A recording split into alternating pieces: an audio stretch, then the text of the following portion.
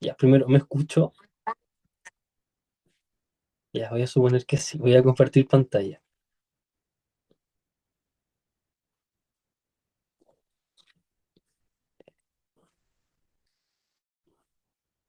Ya, ya. Díganme si se ve y si se mueve. Sí, sí se ve y pasa también. Y te escucháis Ya, todo. gracias, gracias. Muchas gracias. Bueno, mi nombre es Javier Valenzuela, soy interno de séptimo y el día de hoy les voy a hablar sobre patología tiroidea. Ya enfocado principalmente en cuándo se trata en APS y cuándo se requiere derivación. Respecto a la hoja de ruta, vamos a ver los objetivos de la sesión, una pequeña introducción sobre la glándula tiroides y vamos a hablar sobre las principales patologías que son el hipotiroidismo, el hipertiroidismo y los nódulos tiroides. Ya terminaremos con unos casos clínicos enfocados a una COM, para los que tenemos que preparar pronto el examen y unas conclusiones para finalizar.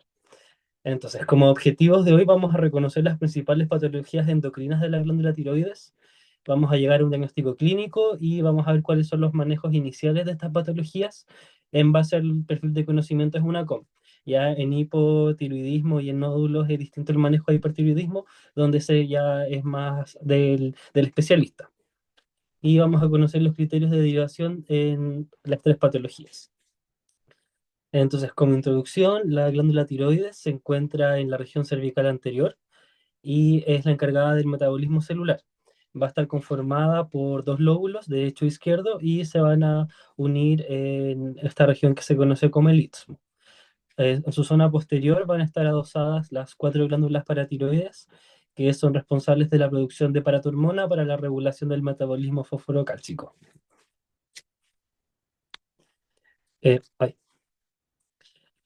La producción de hormonas tiroideas va a ser moderado por el eje hipotálamo hipófisis tiroideo, donde desde el hipotálamo se va a liberar la TRH, que es la hormona liberadora de tirotropina, que ésta actúa en la adenohipófisis o hipófisis anterior, permitiendo que ésta libere la TSH, ya que es la hormona estimulante de la tiroides, y esta al llegar a la tiroides permite la formación y la liberación de dos hormonas que son la T3 o triiodotironina y la T4 o tetraiodotironina o más conocida como tiroxina. Estas tienen como función aumentar el metabolismo basal, también tienen un efecto termogénico, es decir, elevan la temperatura corporal, también ayudan a la sensibilización a la adrenalina, que se ve, por ejemplo, en los casos de exceso de estas hormonas con la tirotoxicosis, y también en los niños y niñas ayuda a la estimulación del crecimiento y el desarrollo, ya sobre todo al desarrollo del sistema nervioso central. Ya, para la síntesis de hormonas tiroideas nos tenemos que introducir dentro de lo que es la histología de la tiroides. Va a estar conformada por los folículos. Ya los folículos en su centro van a tener un líquido que se llama el coloide, donde están navegando las hormonas tiroideas y las células foliculares van a ser este reborde, ya de células cilíndricas simples. En, en esta estructura va a ocurrir la captación de yodo, ya este yodo va a ingresar a las células del folículo mediante el transportador de sodio-yodo y posteriormente este yodo se va a oxidar y van a ser asociados a lo que es la tiroglobulina. Y posteriormente estas van a salir hacia la región del coloide y vamos a tener que estas regiones de yodo se van a unir. Tendremos la monoiodotironina y la diiodotironina compuestas por una y dos moléculas perdón, uno y dos átomos de yodo respectivamente, y estos se van a unir ya para formar lo que es la T3 y la T4. Estas posteriormente van a reingresar a las células mediante las tiroglobulinas y van a ser liberadas al torrente sanguíneo.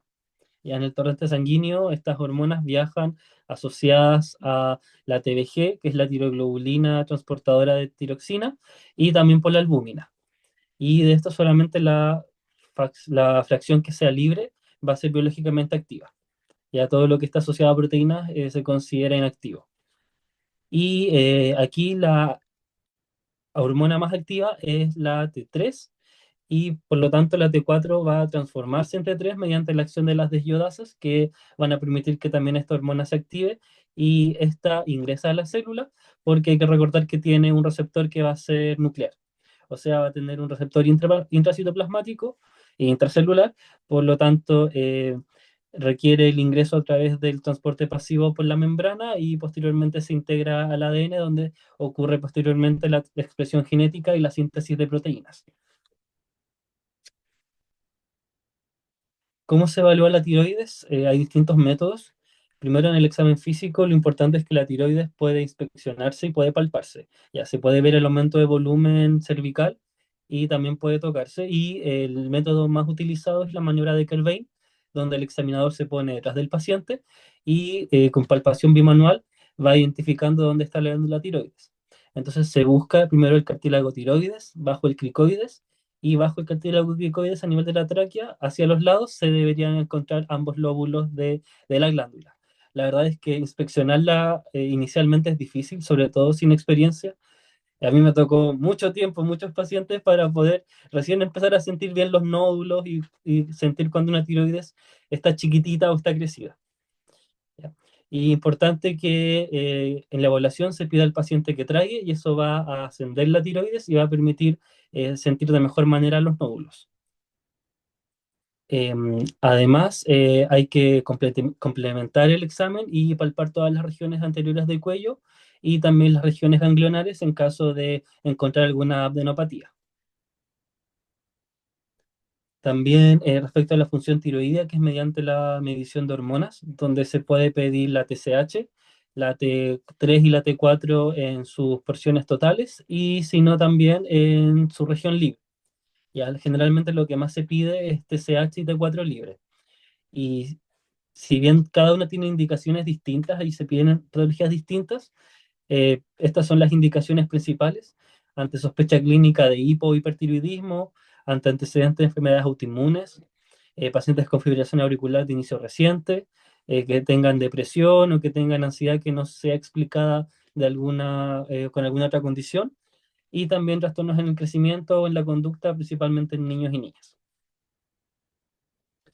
También apoyándose por el laboratorio están los anticuerpos tiroideos, que son múltiples, pero los que más se utilizan son tres: el anticuerpo antiperoxidasa y anticuerpo antitiroglobulina, que están asociados principalmente a la tiroiditis crónica de Hashimoto, que es la principal causa del hipotiroidismo.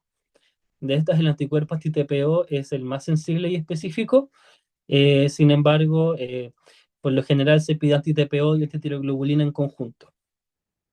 Y también está el TRAP, que son los anticuerpos antirreceptores de TSH, que estos, si bien son anticuerpos, tienen un factor sinérgico con el receptor de TSH, por lo tanto va a estimularlo y estimula la síntesis de hormonas tiroides, ya a pesar de que sea un anticuerpo. Y este es patognomónico de la enfermedad de Graves-Basedow, que es un tipo específico de hipertiroidismo, ya que vamos a ver todo eso más adelante. ¿Ya? Y por examen de imagen, por excelencia, tenemos la ecografía tiroidea, que se define como el mejor examen para evaluación de la anatomía de la glándula. También permite ver la presencia y características de los nódulos, también ver la ecogenicidad tanto de la glándula como de los nódulos, presencia de calcificaciones y también adenopatías. Ya, aquí tenemos la imagen de una ecotiroidea donde se ven ambos lóbulos, se ve el istmo asociado a la tráquea y no tengo mouse, pero esas regiones más circulares que se ven hacia la parte posterior de la tiroide correspondería a grandes vasos. Son útiles ante la sospecha o ante la evidencia de un nódulo palpable y es importante que esta no se indica de rutina ni en hipo ni en hipertiroidismo ni en pacientes, salvo ciertas excepciones que también están más adelante. Ya, para empezar a hablar de las patologías tiroideas, vamos a tirar esta pregunta. Mujer de 40 años con antecedentes de hipotiroidismo recientemente diagnosticado y en proceso de ajuste de dosis de levotiroxina. Acuda a control con un resultado de TSH de 0,1. Ya siendo el rango normal, bueno, esto va variando entre 0,5 y 4,5 o 0,5 y 4,2. En este caso, el caso nos dice entre 0,4 y 4. Entonces, ¿cuál sería aquí la conducta indicada? Se supone que va a desplegarse como un menú.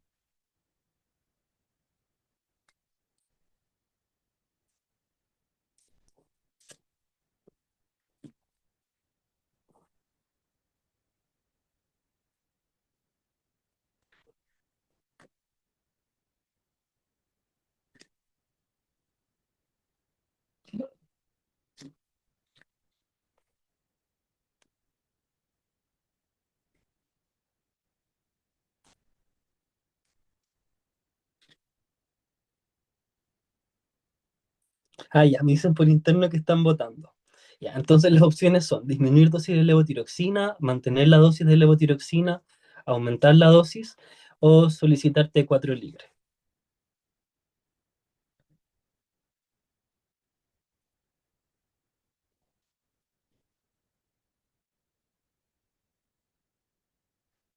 Ya, no me deja ver la votación, pero ¿terminaron? Yo ya voté, así que no sé. Ah, ya. Bueno, en este caso la correcta es la A, disminuir la dosis de la levotiroxina. Ya, y ahora vamos a ver por qué. Entonces, para partir, vamos a hablar sobre el hipotiroidismo. Ya este está presente, según estudios del 2010, en el 2% de la población y alrededor del 20% a nivel subclínico. Y ahí, según los datos de la Encuesta Nacional de Salud del año 2017, estaría presente en alrededor del 24% de la población, tanto como subclínico como clínico. Y es importante que es más frecuente en edades avanzadas y también en el sexo femenino. Y dentro de sus causas vamos a dividirlas entre el hipotiroidismo primario, que es aquel que se debe a una disfunción tiroidea, y el hipotiroidismo central, donde está el hipotiroidismo secundario y terciario, que es por déficit en el eje hipotálamo hipoficiario. Entonces, de las primeras condiciones que causan hipotiroidismo congénito, o sea, perdón, hipotiroidismo primario en el medio, tenemos la tiroiditis crónica de Hashimoto, que corresponde a la tiroiditis autoinmune. También tenemos el hipotiroidismo congénito, que son pacientes que nacen con agenesia o disgenesia de la glándula tiroidea, y también está el déficit de yodo, que a nivel mundial es la causa más frecuente. Sin embargo, en Chile esta causa es muy escasa, principalmente porque la sal es yodada. Y dentro de las causas de hipotiroidismo central vamos a tener el hipopituitarismo por las diversas causas, por hiperprolactinemia, por síndrome de Sheehan, y también está la hiperprolactinemia y los adenomas hipoficiarios funcionantes o no funcionantes. Ya, pero lo que nos enfocaremos hoy es en el hipotiroidismo primario. Entonces, los pacientes que cursan con hipotiroidismo, si bien un porcentaje importante van a ser asintomáticos o oligosintomáticos, en un porcentaje muy importante van a tener síntomas muy floridos, ¿ya? Y también que van a ser parte de distintas esferas. Entonces, bueno, lo principal es el lentecimiento del metabolismo que se va a ver traducido en astenia, en bradipsiquia. También al examen físico se va a notar relajación de los reflejos osteotendinosos. Los pacientes van a referir intolerancia al frío, también periodos de constipación, el aumento de peso, aunque si bien los pacientes muchas veces pueden echarle la culpa al hipotiroidismo sobre el aumento de peso, los estudios más recientes hablan de aumentos no mayores a 5 kilos. Y que el resto del aumento de peso, cuando hay descompensación del hipotiroidismo, se debe a otros factores, ya que pueden ser emocionales o de otras índoles. También está el cabello seco y quebradizo, la hipersomnia, síntomas depresivos. Por eso es muy importante siempre, como diagnóstico diferencial de depresión, pedir una TSH. Y también está indicado que ante síntomas depresivos con alteraciones en los niveles de TSH, sea hipotiroidismo clínico o subclínico, siempre tratar para mejorar la sintomatología depresiva, o al menos como coadyuvante. Ya también estos pacientes pueden tener edema, el síndrome de túnel carpiano, que destaca porque puede ser bilateral, y también pacientes con infertilidad, porque también por el hipotiroidismo pueden hacer oligoanovulación. Bueno, en cuanto al laboratorio, es importante la solicitud de la TSH. Aquí les tengo que el valor normal es entre 0,4 y 4,2, pero como les digo, es diferente en base a dónde se lea. Y este hipotiroidismo puede diferenciarse en clínico, subclínico, en base a cómo está la T4 libre. Si tenemos una T4 libre normal, a pesar de la TSH aumentada, significa que la tiroides está logrando suplir este déficit y está logrando producir la cantidad necesaria de hormonas tiroides, por lo tanto se clasifica como subclínico, ¿ya? Y que por como dice el nombre debería no mantener síntomas, pero hay casos donde sí son sintomáticos. ¿Ya? Y en el hipotiroidismo clínico que está tanto la TSH aumentada como la T4 libre disminuida. Importante que si bien el hipotiroidismo subclínico es aquel que cursa con T4 libre normal, el corte aquí también lo va a hacer la TSH, ya que si tenemos una TSH muy elevada, utilizando el corte de mayor a 10, se considera como un hipotiroidismo clínico y se trata como tal. Entonces, respecto a la progresión de la tiroiditis crónica, vamos a tener cuatro fases que se van a ir dando en orden. Primero aparece el patrón de ultrasonido hipocogénico, es decir, que la ecogenicidad total del parénquima de la tiroides va a tomar un color más hipocogénico, o sea, se va a ver más oscurito. Y ahí eso se va a dar en la totalidad del parénquima, y este es un signo que se puede ver en las ecografías tiroideas mucho antes de que aparezca la disfunción hormonal. Sin embargo, no está estandarizado la toma de rutina de la ecotiroidia, por lo tanto no serviría como un screening para hipotiroidismo. Ya posteriormente de la aparición del patrón ecográfico aparecen las anormalidades en los anticuerpos, principalmente el anticuerpo anti-TPO, que posteriormente se va a traducir en una ruptura, en una destrucción del parénquima tiroideo, y eso va a llevar a que desde la hipófisis haya un mayor pic de TSH para poder suplir el déficit hormonal debido al menor tejido que hay presente.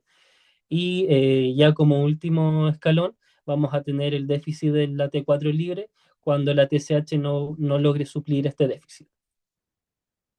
Ya es importante que pacientes que tienen los anticuerpos anti-TPO positivos tienen un riesgo de progresión del hipotiroidismo subclínico al clínico de casi el 50%, ya en comparación a pacientes que no tienen estos anticuerpos positivos, que tienen hipotiroidismo subclínico, donde el riesgo de progresión es cercano al 2 al 3%. Ya, entonces, los pacientes que más riesgo de progresión tienen a hacer hipotiroidismo clínico son aquellos con TSH muy elevada, ya principalmente mayor a 10, pacientes de sexo femenino con los anticuerpos positivos y también pacientes de mayor edad. Entonces, ¿con qué hacemos tamizaje de hipotiroidismo? Con la TSH, ya no con ecografía y no con T4 libre. Hay pacientes a los que se les recomienda hacer una pesquisa, que son los que están en esta tablita. Y a pacientes con antecedentes de cirugía tiroidea o que hayan recibido terapia con radioyodo, pacientes que tengan antecedentes de disfunción tiroidea previa, que tengan anticuerpos antitiroideos con hipercolesterolemia, pacientes con obesidad, con infertilidad, que acuérdense que la infertilidad es un año intentando tener un hijo sin haberlo logrado. Pacientes que estén embarazadas, todas pacientes embarazadas requieren medición de TSH en el primer trimestre. Bocio el examen físico, requiere medición de TSH, pacientes con uso crónico de amiodarona o de litio, pacientes con antecedentes de depresión confirmada, y en otros casos como síndrome de Down, síndrome de Turner y pacientes con patologías autoinmunes, porque recuerden que la principal causa del hipotiroidismo en Chile es autoinmune. Entonces, pacientes con antecedentes de diabetes mellitus tipo 1, Sjögren, esclerosis sistémica, artritis reumatoide, insuficiencia suprarrenal primaria, vitiligo, enfermedad celíaca, deberían tener control anual con TSH. En cuanto al tratamiento del hipotiroidismo, el medicamento a elección es la levotiroxina, que esta se da en dosis única en la mañana, en ayuna y con agua. La dosis se fija en base al peso corporal del paciente y se hace control cada 6 a 8 semanas, ya que se deja estructuralmente cada 2 meses. Sin embargo, en APS sabemos que generalmente estos controles se hacen cada semestre, porque no se puede hacer un control cada 2 meses muchas veces. Y se define una meta de TSH de 1,3. O sea, este es el valor con el que se tiene que ajustar la levotiroxina para definir si estamos en meta o no. Entonces, en pacientes adultos menores a 65 años sin antecedentes de enfermedad cardiovascular, si tienen hipotiroidismo clínico, se tiene esta dosis de 1,6 microgramos por kilo día, y si es subclínico de 0,8. Ya, entonces un paciente que pesa 70 kilos debería consumir alrededor de 100 microgramos diarios de levotiroxina. Pacientes adultos mayores o con enfermedad cardiovascular y establecida, es importante que con la edad tienen un desarrollo de síntomas que va a ser más insidioso, y también que se van a manifestar muchas veces con síntomas atípicos, como son la citis, el derrame pleural, la disnea o la apnea obstructiva. Sobre los 75 años se recomienda ser menos precavido con el tratamiento del hipotiroidismo subclínico, y de hecho se traslada hacia la derecha nuestra meta de TSH y mayor a 65 años se deja entre 3 y 7. Y además se recomienda que la dosis inicial de levotiroxina con la que se vaya a empezar sea la más baja posible, inicialmente con 25 a 50 microgramos al día. Ya es importante saber cuáles son las dosis que hay en los spam, porque existen levotiroxinas de 100, de 50, de 75 y de 25. ¿Ya? Entonces, muchas veces, dependiendo de la disponibilidad, se le puede pedir al paciente que la de 100 la parte en 4, o si no, que compre la de 25, pero eso ya va variando dependiendo de la disponibilidad que hay en cada centro y de las opciones de pago del paciente. ¿Y por qué es tan importante en estos pacientes adultos mayores iniciar con dosis más pequeñas? Principalmente por el riesgo de sobretratamiento que puede llevar a la aparición de una fibrilación auricular y también al aumento del riesgo de fracturas y osteoporosis. Por otro lado, asociada al embarazo, se recomienda que antes de la concepción haya una TSH menor a 2,5 en pacientes que no tengan hipotiroidismo previo a la gestación. Se recomienda la toma de TSH en el primer trimestre, donde se fija como meta que sea también menor a 2,5. Y aquí se define tratar en caso de que tengamos una TSH mayor a 10 o una TSH entre 4,5 y 10 con los anticuerpos antitiroideos positivos. Ya, por lo tanto, una paciente que llega a su primer control de embarazo y tiene una TSH en 5, se podría reevaluar, iniciar tratamiento como primera medida. Ya en la práctica no se hace y en el poliario intentan no dejarlo, ya a menos que pidan los anticuerpos antitiroideos y que estos salgan positivos. En caso de pacientes que tenían hipotiroidismo antes de la gestación, se recomienda un aumento de la dosis en un 25% y posterior al parto regresar a la dosis normal o suspender el tratamiento si es que no había pregestacional y hacer el control a las 6 semanas para ver si se requiere o no terapia con levotiroxina nuevamente.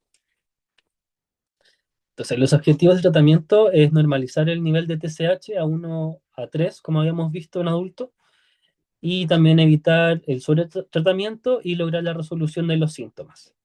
Aquí un tip o lo que se recomienda es un ajuste pequeño de la dosis, ya ajustar alrededor del 20% de la dosis que se toma en la semana y tras lograr una TSH en rango, controlar cada 6 meses o incluso cada un año.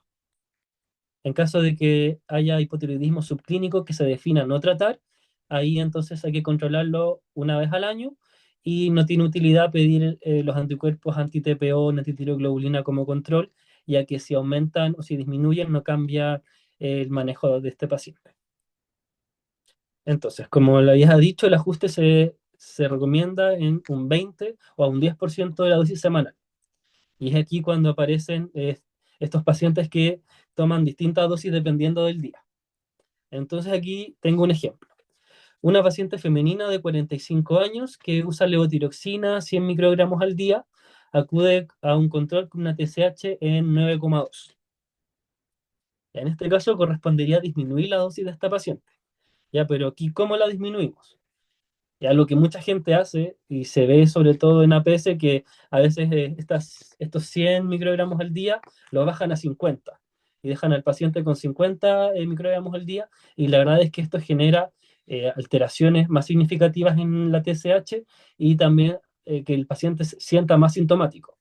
Ya si aumentan mucho la dosis, puede ser que este paciente inicie con síntomas de hipertiroidismo, y si es que la disminuyen mucho, puede ser que también el paciente tenga síntomas de hipotiroidismo significativos. Entonces se requiere aquí medir la dosis semanal de levotiroxina. Si son 100 al día, en la semana son 700 microgramos, y si yo lo quiero disminuir, lo voy a bajar 100 microgramos. Entonces, de 700 bajamos a 600 a la semana, y eso yo lo distribuyo en los 7 días. Entonces, esta paciente que estaba con 100 de lunes a domingo va a quedar con 100 de lunes a viernes y 50 el sábado y 50 el domingo. Y ahí hice una disminución no muy significativa de la dosis y lo controlo nuevamente en 2 meses. Ahora, paciente masculino de 52 años, usuario de levotiroxina, 100 microgramos de lunes a jueves y 50 de viernes a domingo, con una TSH en 0,4. Entonces, si esta TSH yo quisiera dejarla en rango de 0,5, porque me baso en alguna guía internacional, entonces voy a disminuir un poco esta dosis. Perdón, voy a aumentar un poco esta dosis. Entonces, si estaba con 550 a la semana, lo aumento a 600. Entonces paso de 50 de viernes a domingo a 50 sábado y domingo. Y ahí tengo ese aumento de 50 microgramos en la semana, sin hacer una modificación muy estricta ni muy severa de la levotiroxina que consume el paciente. Este es un algoritmo de manejo que está en la guía GES de hipotiroidismo del año 2013.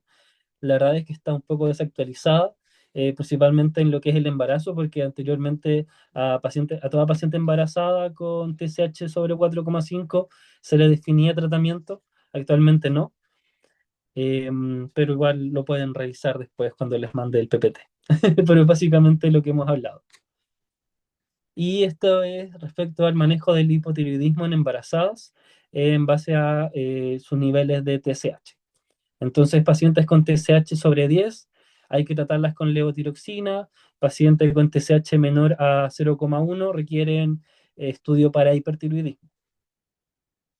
En caso de que la paciente tenga una TSH en meta entre 0,1 y 2,5, no se requiere más estudio. Y con TSH elevada entre 2,5 y 10, aquí es importante la solicitud de anticuerpos anti-TPO. Y en base a estos anticuerpos, yo defino posteriormente si trato a esta paciente o no. Cuando se requiere derivación o sea, por hipotiroidismo a nivel secundario, todo adulto mayor a 75 años, pacientes con antecedentes de cardiopatía congénita que requieran levotiroxina, sospechas de hipotiroidismo secundario o terciario, pacientes embarazadas requieren derivación ya sea al poliaro o a endocrino, dependiendo de cómo sea el algoritmo de derivación de cada servicio, con antecedentes de cáncer de tiroides, pacientes con TSH que se mantenga elevada a pesar del tratamiento adecuado, pacientes con nódulo tiroideo palpable o que aparezca en la ecografía y también pacientes con bocio persistente. Ya. Ahora la pregunta número 2, ya para pasar al siguiente tema. Mujer de 26 años sin antecedentes previos, consulta por nerviosismo persistente desde hace 4 meses. Pérdida de peso aunque mantiene su dieta habitual y durante la consulta nota que la paciente está inadecuadamente desabrigada para el invierno y tiembla al hablar. En el examen físico se observa exoftalmo, mixedema pretibial, hiperreflexia y un bocio difuso no doloroso a la palpación. ¿Cuál sería el tratamiento de elección de esta paciente? Corticoides, metimazol más beta bloqueo, levotiroxina o tiroidectomía. Ahí están votando. Ya, gracias. Damos un minuto para que voten. Ok.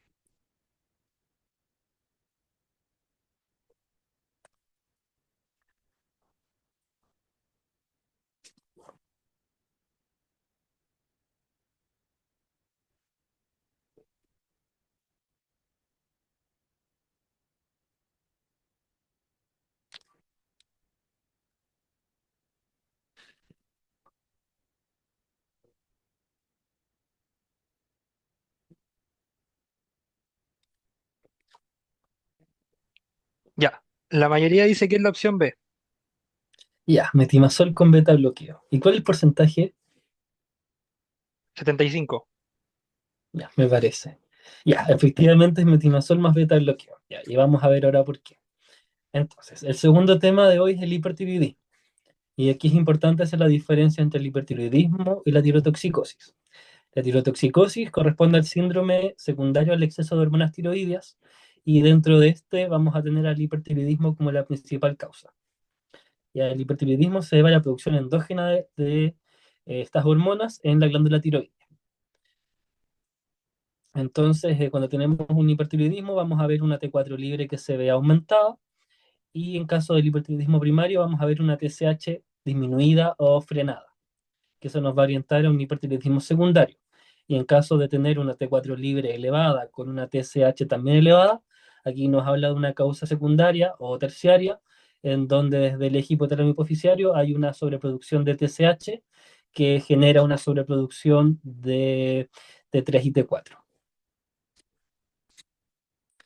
Son múltiples las causas, ya siendo las principales y también las de causa aguda, la liberación descontrolada, que se pueden dar en la tiroiditis subaguda, que ahí está la tiroiditis de Kerbein, que es una tiroiditis infecciosa que se manifiesta con dolor en la región cervical anterior, asociada a una liberación aguda de estas células al torrente por destrucción de la misma glándula.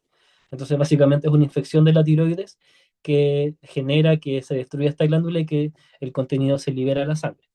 También está la tiroiditis posparto y está la hachitoxicosis, que es la fase aguda del hipotiroidismo de Hashimoto, donde hay actividad autoinmune contra las células del folículo y estos folículos al romperse también liberen hormonas a la sangre, y también tenemos el uso de miodarona que puede desencadenar tanto hiper como hipotiroidismo por distintos mecanismos. Ya el hipertiroidismo real va a ser aquel que se deba a la producción excesiva de hormonas, donde aquí tenemos la enfermedad de Graves-Basedow, que se debe a la presencia de los anticuerpos antirreceptor de TSH, que serían los TRAP. Tenemos también las que se deben a mutaciones en los receptores, que aquí serían el bocio multinodular y el adenoma tóxico, y también otros por exceso de TSH o de gonadotrofina coriónica, como serían el adenoma hipoficiario, el coriocarcinoma, que es el cáncer secundario de la enfermedad trofoblástica gestacional, y también tenemos la tirotoxicosis gestacional, que es más frecuente también en el primer trimestre. También el exceso de yodo, secundario al consumo de amiodarona, el uso de yodo radioactivo o algún otro elemento con yodo como el Lugol, y también en caso de las metástasis. Y también pueden haber otros orígenes extratiroideas, como el estromo ovárico, que es un tipo de cáncer que produce hormonas similares a TSH, y también el facticio, que es cuando el paciente, por ejemplo, consume levotiroxina para producirse los síntomas del hipertiroidismo. En cuanto a la clínica del hipertiroidismo, vamos a tener fatiga, pérdida de peso y debilidad, intolerancia al calor. Vamos a ver también caída de cabello, diaforesis.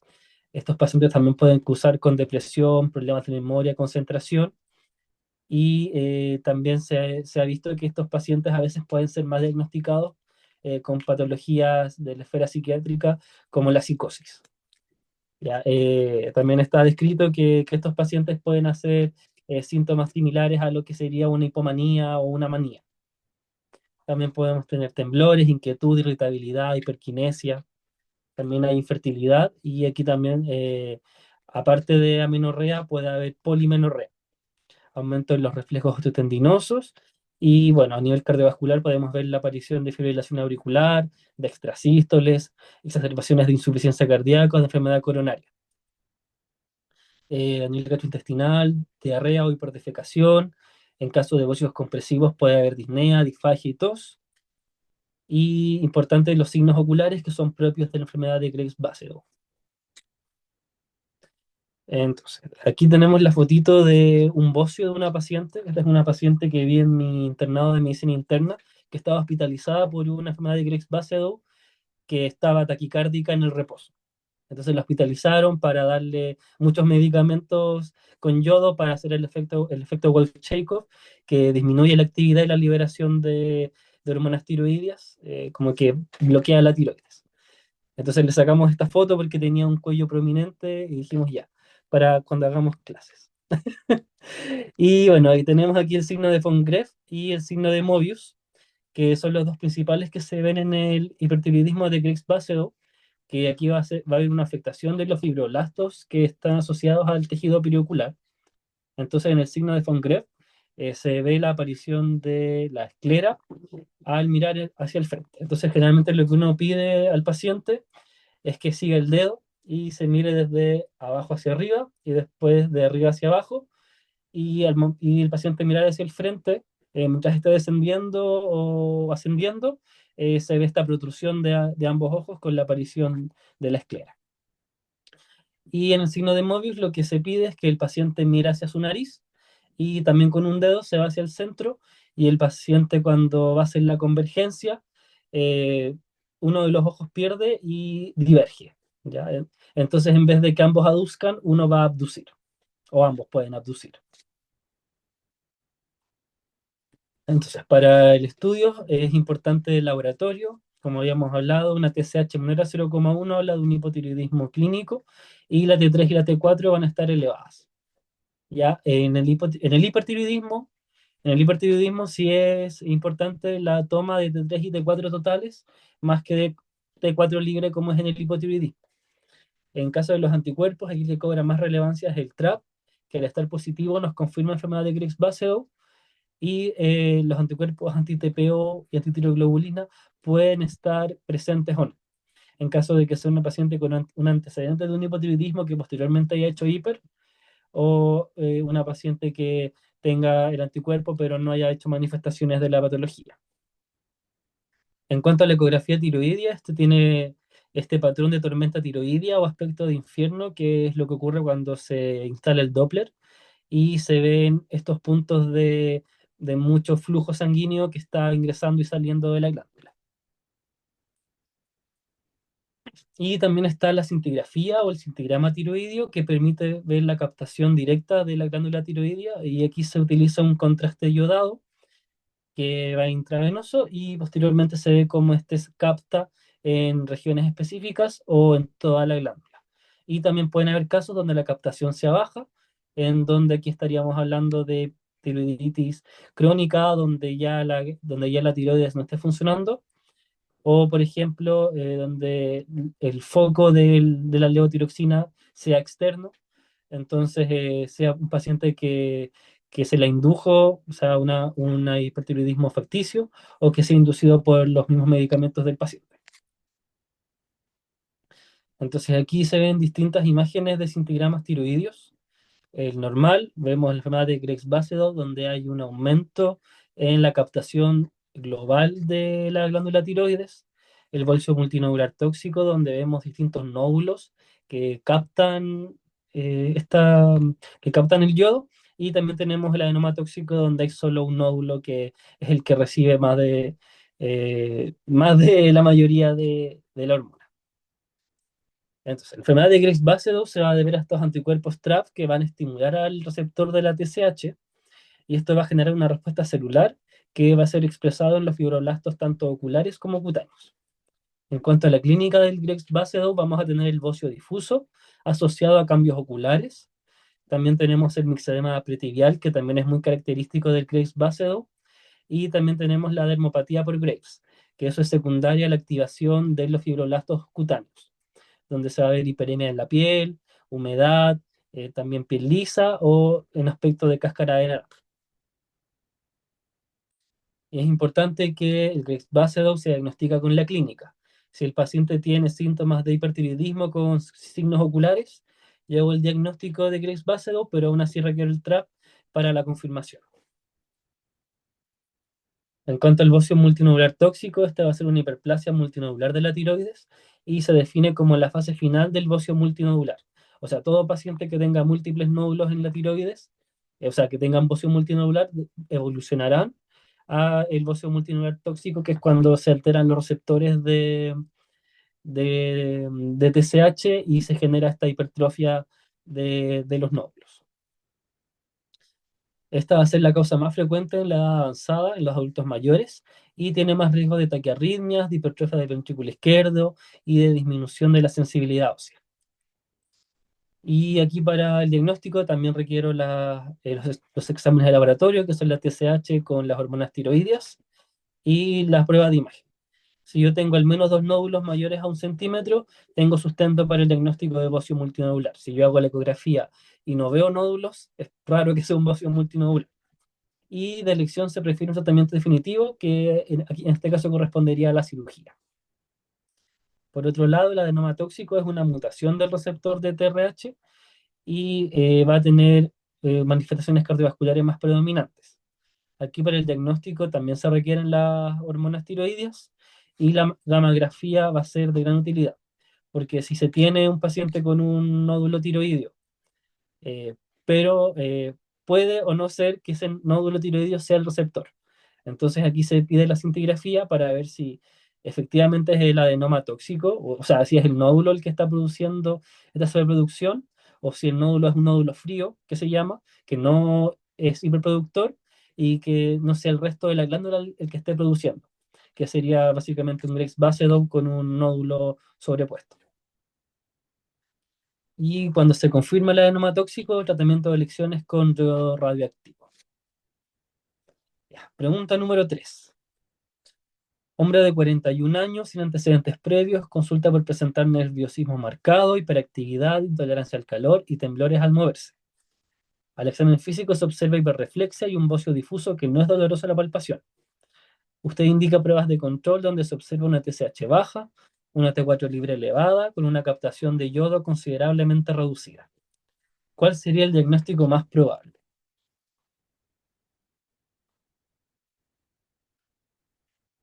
Ya, lo mismo. Vamos a dar un minuto para que voten.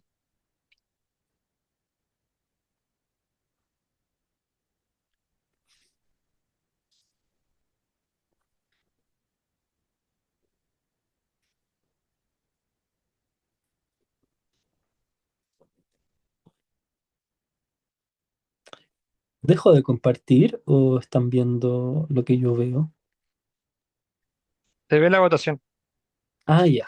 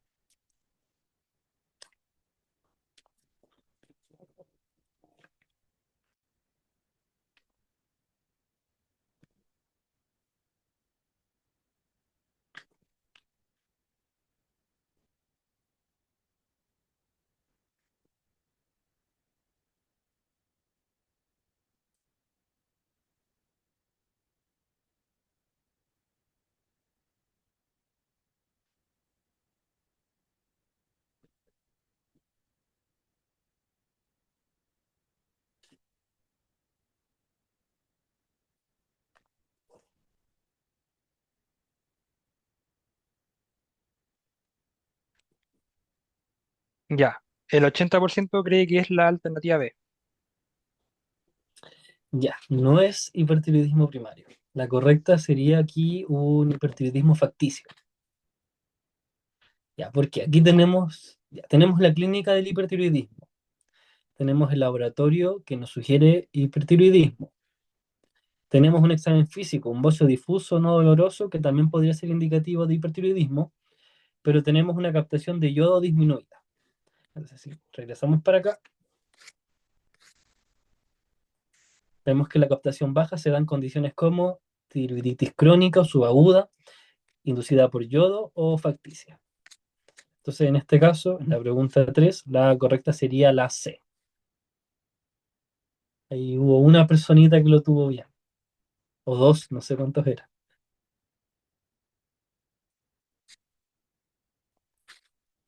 Ya, ¿cómo se maneja el hipertiroidismo? Ya, en este caso, la mayoría, o si es que no todos los pacientes, se van a derivar a nivel secundario. Ya no se maneja el hipertiroidismo a nivel de APS. Pero ¿qué cosas sí se pueden dejar desde la atención primaria?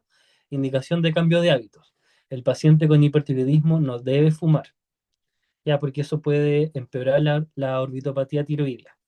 No hacer ejercicio a la espera de la interconsulta, no consumir café ni sobreefedrina, y hay que tener cuidado con el exceso de carbohidratos porque el ingreso excesivo de glucosa a la célula produce hipocalemia, que va a llevar a parálisis espástica de los pacientes. En caso de que haya base de Graves, es importante la indicación de lágrimas artificiales, protección ocular, que tiene que ser no compresiva, pero tapar el ojo.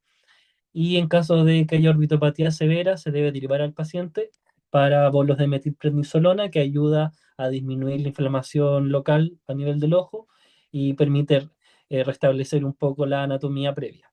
Y es importante porque con el tratamiento del hipertiroidismo per se no va a haber una resolución significativa del cuadro ocular. Y el betabloqueo no selectivo, que en este caso puede ser el propanolol, que es el que está más disponible en APS, que eso se utiliza principalmente para la sintomatología adrenérgica, o sea, para los temblores, para las palpitaciones de estos pacientes, con buena respuesta, y se espera, o sea, y se indica a la espera de atención por el especialista o a la espera del tratamiento definitivo, cuando a pesar de ir escalando en los pilares, el paciente siga sintomático. En cuanto a los fármacos propios de esta enfermedad, tenemos las tiurias o medicamentos antitiroideos, que son la primera línea, donde tenemos el propituluracilo y el tirosol. ¿Ya? En verdad, el primero es más indicado en tormenta tiroidea y en el primer trimestre del embarazo, porque el tirosol se contraindica las primeras 16 semanas, pero fuera de eso, lo que más se va a ver en los policlínicos de medicina interna o de endocrino es el tirosol, que bueno, va a tener el nombre de tiamazol o de metimazol como compuesto activo y tiene una dosis de 10 a 40 miligramos día que se divide en dos tomas. El tirosol se deja por al menos un año y se controla al año, si es que no se deja por 6 meses más, hasta los 18 meses, y después se controla y se puede dejar por máximo 24 meses. Si no hay resolución del cuadro o no hay mejoría clínica del cuadro después de 2 años, hay que pasar al tratamiento de segunda línea. Entonces, el tirosol lo que va a hacer es que va a bloquear a la TPO y es importante que antes de indicarla hay que pedir pruebas hepáticas y hemograma, tanto previo al tratamiento como de control, ya que dentro de sus manifestaciones o de sus RAM vamos a tener elevación de las transaminasas y también la leucopenia porque produce agranulocitosis. Entonces, se deja el tirosol durante un año y se va a evaluar al paciente. Entonces, se le pide el TRAP y se ve la disminución de los anticuerpos y también se ve la resolución sintomatológica, se ve el tamaño del bocio y también si es que persisten los signos oculares en caso de Graves-Basedow. Si es que el paciente tiene control de los síntomas, hay que dejar al paciente sin tratamiento por unos meses, recontrolar y ver si es que hay remisión o no del cuadro. ¿Ya? Puede ser que este cuadro, sobre todo si es que es Basedow, remita de forma espontánea tras este tratamiento, pero si tiene TRAF elevados, es menos probable que lo haga, y en ese caso habría que mantener el tratamiento y pensar en un tratamiento de segunda línea. Y en caso de que el paciente al año no tenga resolución del cuadro, se continúa hasta los 18 meses, y si es que no, incluso hasta los 2 años, y ahí se pasa al tratamiento de segunda línea donde tenemos como primer exponente al radioyodo o yodo radioactivo, que este se indica preferentemente en el adenoma tóxico de primera línea y también en caso de bocios pequeños que no tengan una adecuada respuesta al tirosol, como les había comentado. El radioyodo se contraindica en el embarazo, la lactancia, en la infancia y hay que tener mucho cuidado cuando se está en contacto con niños y súper importante que no se puede utilizar en orbitopatía. Por lo tanto, un Graves Basedow con orbitopatía severa no sería candidato a yodo radioactivo. ¿Ya? Y lo mismo cuando son pacientes fumadores, porque los pacientes fumadores tienen más riesgo ocular con el radioyodo. Y como último escalón está la cirugía, que en caso del Graves Basedow y el bocio multinodular se prefiere hacer la tiroidectomía total, mientras que en adenoma tóxicos solamente basta con la lobectomía del lado que esté más comprometido. ¿Cuándo se indicaría la cirugía? En caso de que haya alergia o intolerancia tanto al tirosol como al radioyodo. En caso de que haya un bocio grande con clínica compresiva, que ese paciente debería pasar directamente a la cirugía. En caso de que haya un hipertiroidismo de difícil control en el embarazo, el paciente además tenga nódulos sospechosos o diagnosticados con cáncer, y también se deja aquí la preferencia del paciente. Aunque la verdad es que la lista de espera de la cirugía de tiroidectomía, tanto en el San Camilo como en los Andes, tiene como 2 años de espera, por lo tanto, en verdad la preferencia del paciente muchas veces no es. Ya, pregunta número 4. Y este va a pasar al tercer y último tema, que sería el nódulo tiroideo. Paciente de 56 años, actualmente hospitalizado por una ACV isquémico transitorio. Durante el estudio de fuente embólica, una ecografía Doppler carotida identifica incidentalmente un nódulo tiroideo de 9 milímetros, de aspecto quístico, bordes regulares y sin vascularización al Doppler. El paciente actualmente no presenta síntomas de hipotiroidismo. ¿Cuál sería la conducta más adecuada? A. Derivar a endocrinología para estudio. B. Realizar punción, aspiración de aguja fina. C. Derivar a cirugía para tiroidectomía. O D. Controlar con nueva ecografía en un año.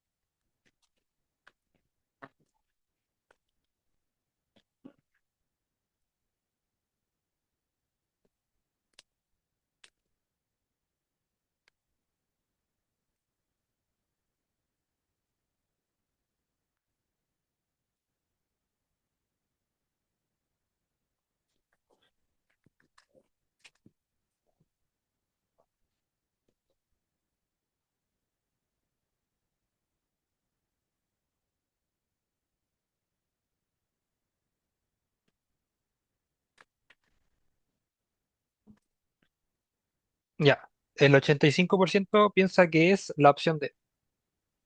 Ya, ¿y cuántos marcaron PAF?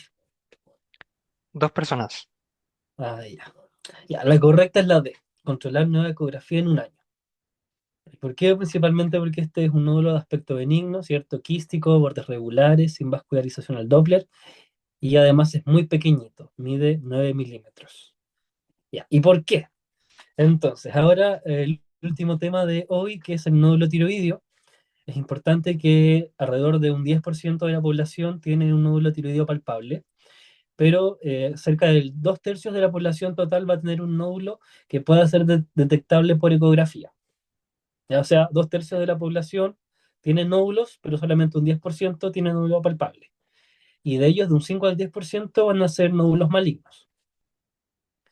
¿Cuándo se recomienda tamizar la presencia de nódulos tiroideos? Primero, pacientes que tengan antecedentes de exposición a radiación cervical antes de los 15 o 18 años, pacientes con síndromes genéticos que se asocien a alta probabilidad de cáncer de tiroides, pacientes con antecedentes familiares de cáncer diferenciado de tiroides en dos o más familiares de primer grado. En estos pacientes se recomienda una pesquisa de nódulo tiroideo con TSH, T4 libre y con la ECO. Bueno, ¿cómo se estudia un nódulo tiroideo? Es importante saber que la mayoría de estos nódulos van a ser asintomáticos y además van a ser de crecimiento lento. Por lo tanto, que un paciente llegue porque se perciba un nódulo en el cuello suele ser más bien un motivo más infrecuente de derivación. Los pacientes principalmente van a consultar por disfagia, por tos, por aumento del volumen cervical, sin necesariamente haberse palpado un nódulo, sino haberse visto este aumento de volumen. También puede haber disfonía en caso de compresión del nervio laríngeo recurrente y también puede venir con síntomas de hipohipertiroidismo, ya que la presencia del nódulo no descarta ninguna de las dos. Es importante ver las características que tenga este nódulo. Un paciente que tenga un nódulo de crecimiento rápido o que tenga alteración persistente de la voz tiene características que son sospechosas. Ya pacientes que tengan un crecimiento rápido nodular asociado a dolor, de aparición más intensa, nos hace pensar por otro lado en una hemorragia intranodular. Ya a veces el nódulo se infarta y tiene estas hemorragias que se manifiestan con dolor y con crecimiento del nódulo. Y también hay que ver pacientes con adenopatías, con crecimientos indoloros asociados a semanas y también en compromiso del nervio recurrente, que puede ser mediante disfonía o con la voz bitonal por parálisis de una de las dos cuerdas. Entonces, después de haber visto la clínica y haber examinado al paciente, se le va a pedir una TSH. Ya si la TSH está baja, hay que pensar en un hipertiroidismo con nódulo, entonces requiere un cintigrama tiroidio para descartar que no sea un adenoma tóxico o que haya un bocio multinodular que tenga otros nódulos que yo no haya podido ver en la eco. Y si es que la TSH está alta, entonces hay que pensar en un hipotiroidismo y lo que se va a hacer es pedir T4 libre y también anticuerpos antitiroideos, pensando en la tiroiditis crónica autoinmune. Otro examen que se puede pedir es la calcitonina, sin embargo, es más exclusiva para pacientes que tengan antecedentes familiares de cáncer medular de tiroides o que tengan familiares o antecedentes personal de feocromocitoma o de un hiperparotiroidismo primario, porque aquí se manifiestan otras condiciones como las neoplasias endocrinas múltiples. Y también en caso de que el paciente se haya hecho una punción con aguja fina, que haya demostrado una neoplasia folicular, especialmente la neoplasia de Hartle. Y en casos de valores sobre 50, sobre 100 picogramos por ml, se piensa en un cáncer medular muy probablemente.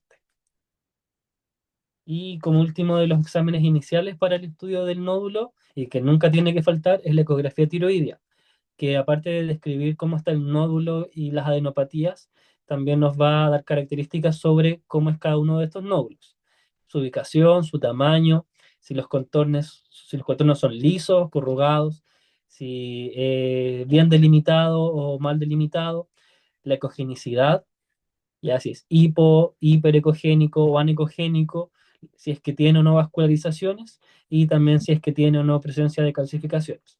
Y esta imagen de al lado es de la guía MinSal del 2013 sobre el manejo del nódulo tiroideo. Entonces aquí hacen una diferenciación en cómo se maneja el paciente en base a la ecografía o en base a la TSH. La verdad es que es con ambas. ¿Ya?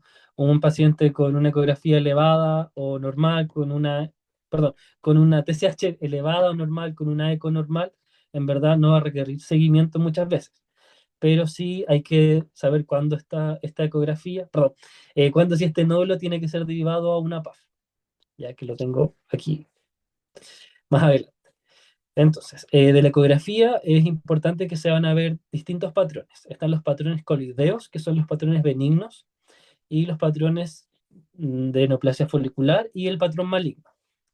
Los patrones coloideos 1, 2 y 3 hacen referencia a quistes coloideos, que se refieren a quistes que son anecogénicos. Ya, anecogénico significa negro, porque es agua. Entonces se va a ver este nódulo con estas regiones, con estas lagunas de color negro, y que al centro van a tener estos puntos hiperecogénicos que no son calcificaciones, sino que son los centros de las lagunas. ¿Ya? Estos tienen una incidencia de cáncer cercana al 0%.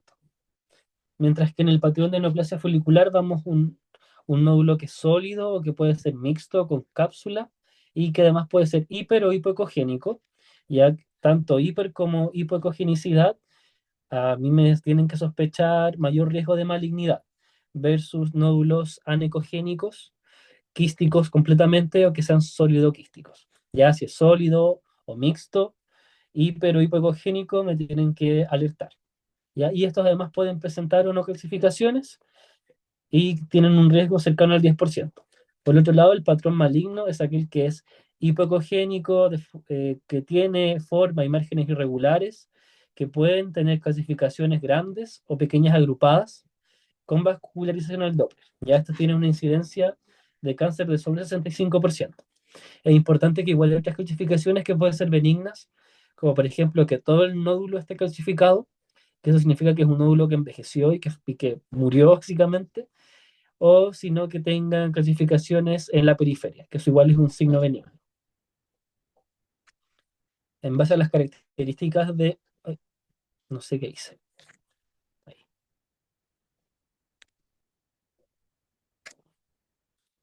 Ya, en base a las características de estos nódulos tenemos la clasificación de TIRADS, ya que va del 1 al 6.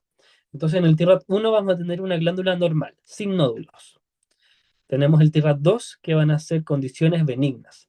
O sea, la tiroides tiene algo, pero es benigno. Que puede ser un patrón de tiroiditis de Hashimoto, de tiroiditis de Kerbein, de Graves-Basedow, puede ser un quiste coloideo, una calcificación, o nódulo espongiforme, que es el que está en la imagen de arriba, ya que todos son patrones benignos que tienen un 0% de riesgo de malignidad. Luego tenemos los TIRAD 3, que son nódulos probablemente benignos, y ahí tenemos los nódulos coloideos mixtos grandes o también algunos tipos sólidos, como sería la imagen del medio. Luego ya los que tienen mayor riesgo de malignidad son los 4 y 5. El nódulo TIROD 4 es aquel sospechoso que tiene un porcentaje de malignidad que va a variar entre el 5 y el 80%. Y en base a ese porcentaje yo puedo ir difiriendo si requiero control estricto o si lo voy a funcionar. El nódulo TIRAD 5 es aquel que es probablemente maligno en sobre un 80% de los casos, que es aquel que tiene un patrón maligno, es decir, que tiene esto que vimos aquí, de la vascularización al Doppler, con calcificaciones, márgenes irregulares, hipocogénico, o que tenga alguna metástasis ganglionar, algún nódulo hipocogénico posterior a tiroidectomía también se considera como maligno. Y aquel que se clasifique como TIRAD 6 va a ser aquel que ya se le hizo una biopsia excisional, es decir, que ya se operó, que se biopsió y que se confirmó que era cáncer. Ya ese va a ser el TIRAD 6. Cuando indico la punción con aspiración de aguja fina, eso va a ser dependiendo del TIRADS y del tamaño. Entonces dejé este cuadrito de acá como resumen. Entonces, pacientes TIRAD 1, como les mencioné, no tenían nódulos. Tienen una tiroides sin nódulos, por lo tanto, no requerirían punción. Si tenemos un paciente con un TIRAD 2, hay que considerar una punción en caso de que sea muy grande, es decir, mayor a los 2 centímetros. Un TIRAD 3 desde el centímetro y medio y TIRAD 4 y 5 desde el centímetro. Y hay que evaluar en algún caso que haya un TIRAD de muy alto riesgo, que pueda ser 4B, 4C o 5, en caso de que mida mayor a 0,5 centímetros. ¿Y cuándo sí o sí se debe puncionar un nódulo?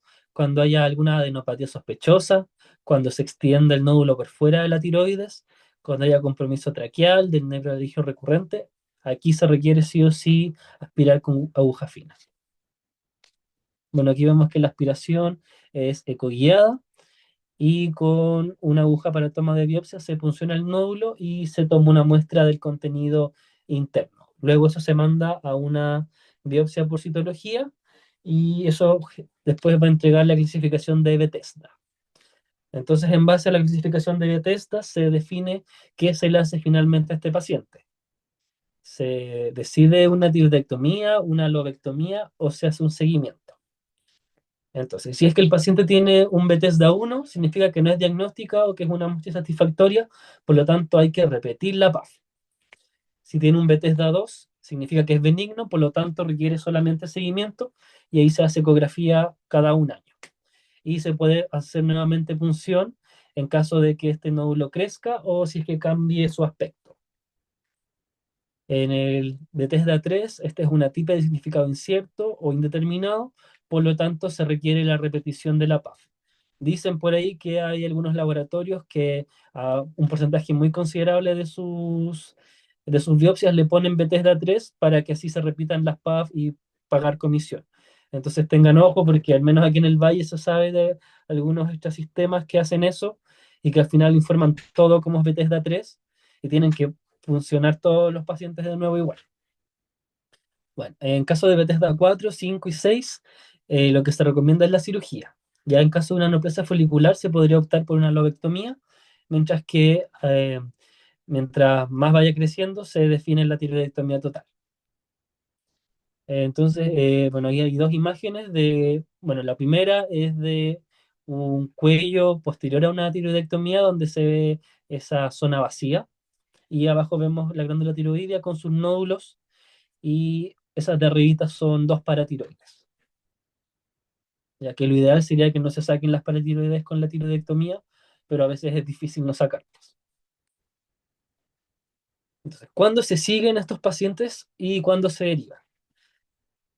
Entonces, derivación a endocrinólogo por el nódulo tiroideo cuando este mida más de 1 centímetro con sospecha de malignidad o que tenga indicación de PAF. Cualquiera que tenga indicación de PAF se deriva.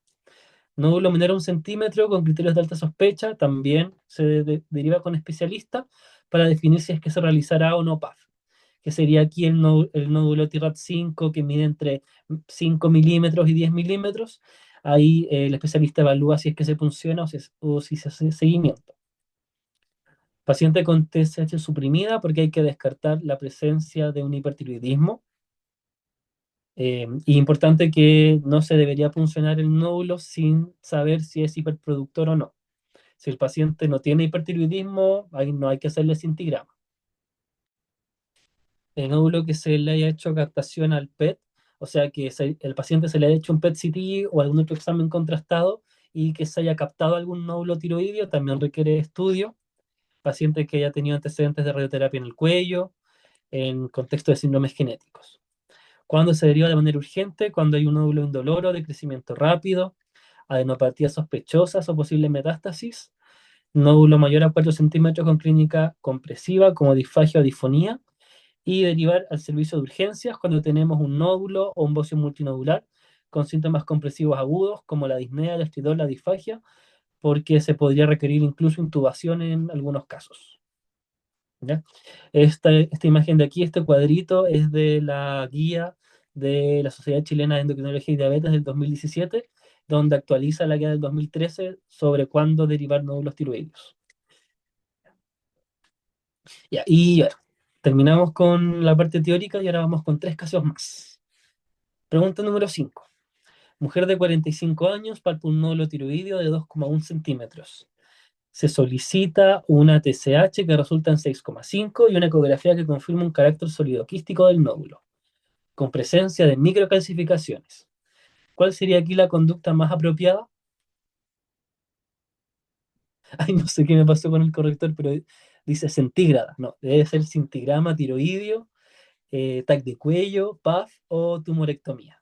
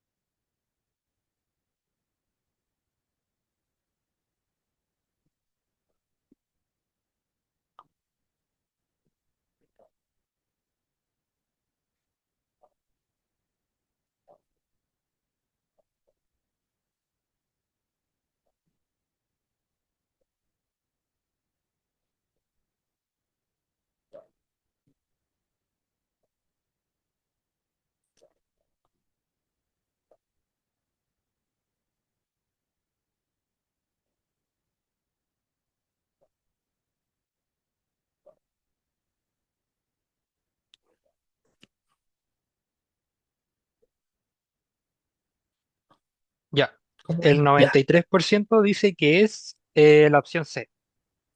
eso, solicitar PAF. Sí, ya tenemos un nódulo mayor a 2 centímetros y el aspecto sólido quístico con presencia de microcalcificaciones. Ya, bien. Pregunta número 6. Hombre de 84 años se realiza una TSH que resulta en 8,4. Es repetida 3 meses después con un resultado de 9,2. ¿Cuál sería la conducta más adecuada?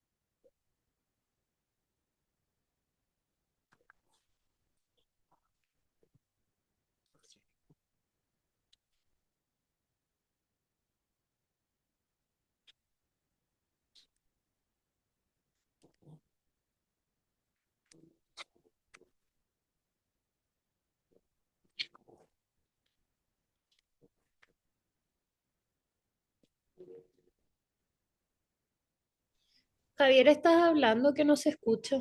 ¿No? Estoy hablando. Ah, Ya. 69% piensa que es la opción D. sí, es la opción D. Ya. Y última pregunta, para irnos a la casita. Bueno, yo estoy en mi casita, pero se entiende. Ya, mujer de 29 años, sin historial médico, visita su consulta para encontrar una masa en el cuello que persiste desde hace 2 semanas. Al examen físico se palpa un nódulo tiroideo de 1 centímetro de diámetro. Se indican exámenes que arrojan un hemograma normal, una TSH de 0,1 y una ecografía tiroidea que confirma un nódulo tiroideo. La cintigrafía muestra un nódulo caliente hipercaptante. ¿Cuál sería en este caso la conducta a seguir? Última pregunta de la noche. ¿Le hacemos radioyodo, PAF, TAC de cuello o una reso cervical?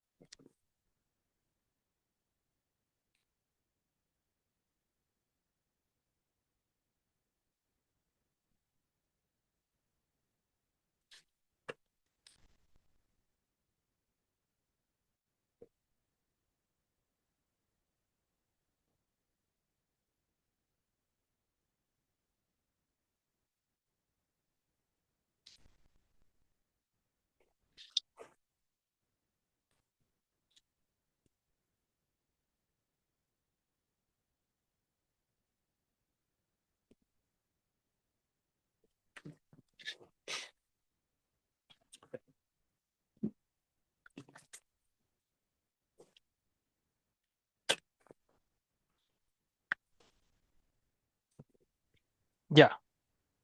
El 55% piensa que es la alternativa A.